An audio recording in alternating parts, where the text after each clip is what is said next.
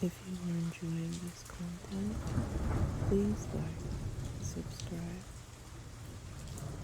If you would like to get a cozy, slumbering seagull t-shirt, please click on the link below. Thank you.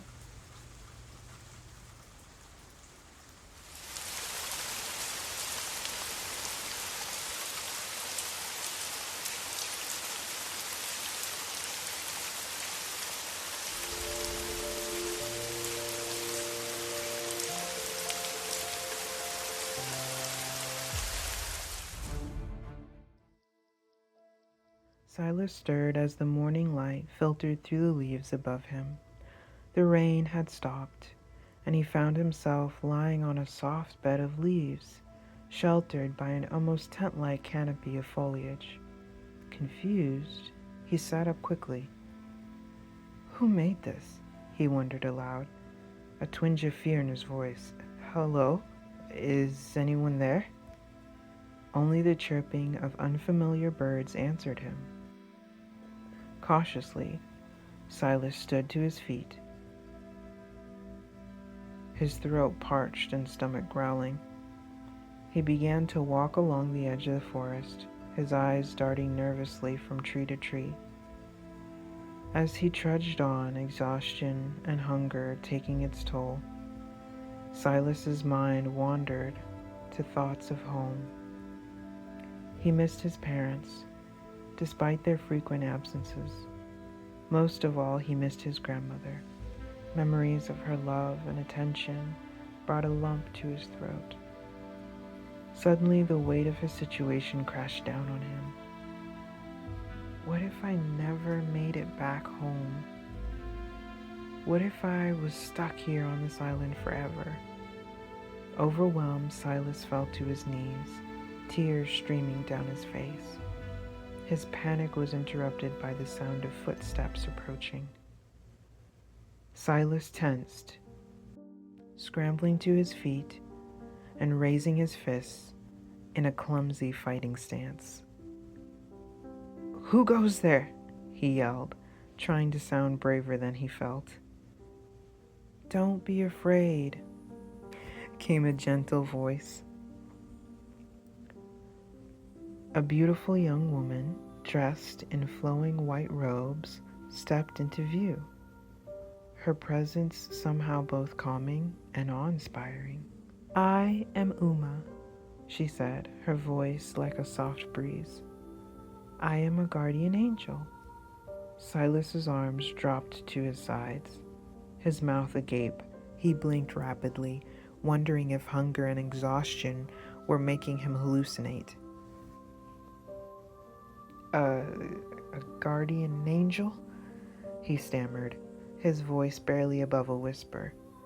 Uma smiled warmly, taking a step closer. "Yes, Silas, you're safe now.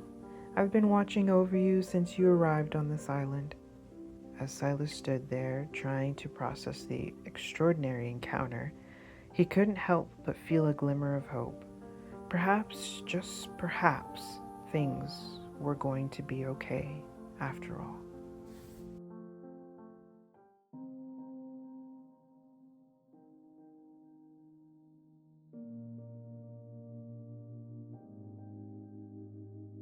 Hours had passed since Leroy left the cave, his search for Silas yielding no results. The sun beat down mercilessly, and Leroy's throat was parched, his stomach growling with hunger. He wiped sweat off his brow, leaning against a tree for support. Suddenly, the hairs on the back of his neck stood up. An eerie feeling washed over him. He was being watched. The rustling of leaves nearby confirmed his suspicions. Heart racing, Leroy grabbed a sturdy stick from the ground, bracing himself for whatever might emerge. From the dense foliage, a leopard padded into a small clearing. Leroy's grip tightened on the stick, but he froze in confusion. Instead of showing aggression, the leopard sat down, its posture almost submissive. In its mouth was a ripe, red apple. Leroy blinked hard, sure he must be hallucinating from hunger and exhaustion. The leopard remained watching him intently. Slowly, cautiously, Leroy stepped out from his hiding spot. His hands trembled slightly, but he tried to appear calm. The leopard gently placed the apple on the ground and took a few steps back, as if offering the fruit to Leroy. Stunned by this bizarre behavior, Leroy hesitantly approached. He bent down and picked up the apple, his eyes never leaving the big cat. Thank you," Leroy said awkwardly, not expecting a response. "You're welcome," the leopard replied in a deep, masculine voice. Leroy's jaw dropped. The stick fell from his hand as he staggered backwards. "You can talk?" he sputtered. The leopard's tail swooshed lazily. "Indeed I can. My name is Atlas. And you are?"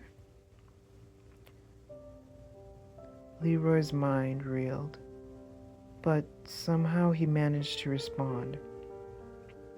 I'm Leroy Jackson." Gathering his wits, Leroy's practical side emerged through his shock. Atlas? Are there more apples around? I'm pretty hungry, and I'm looking for my friend.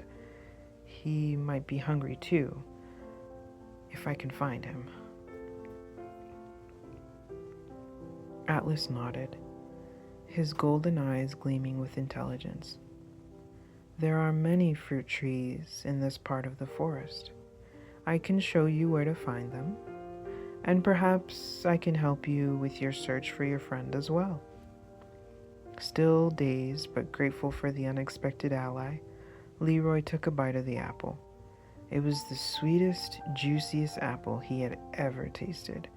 As he followed the talking leopard deeper into the forest, Leroy couldn't help but wonder what other surprises this mysterious island held in store.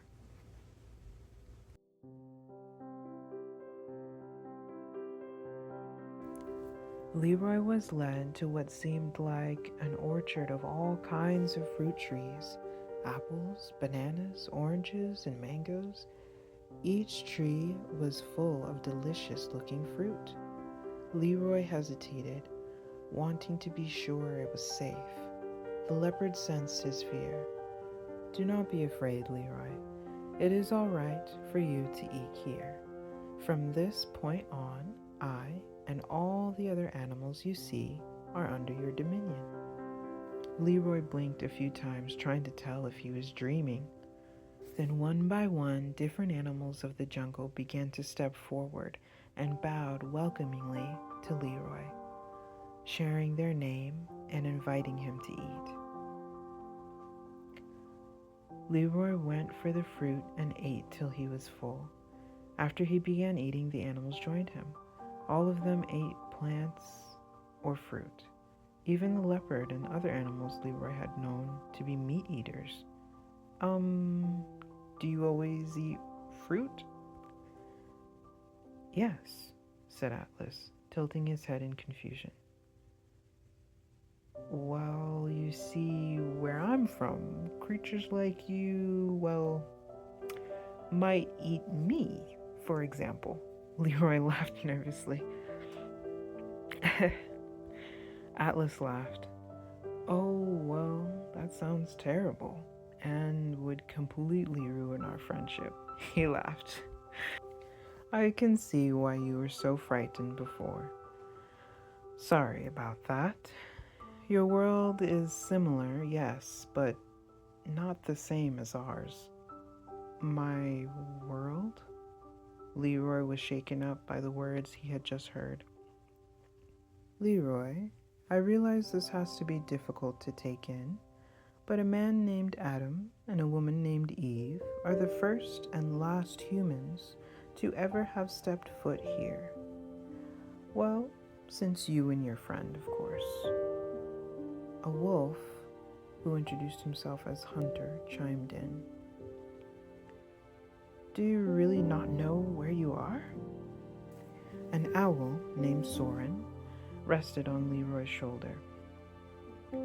I guess I'm in Eden, said Leroy, recalling the Bible lessons he had heard as a little boy.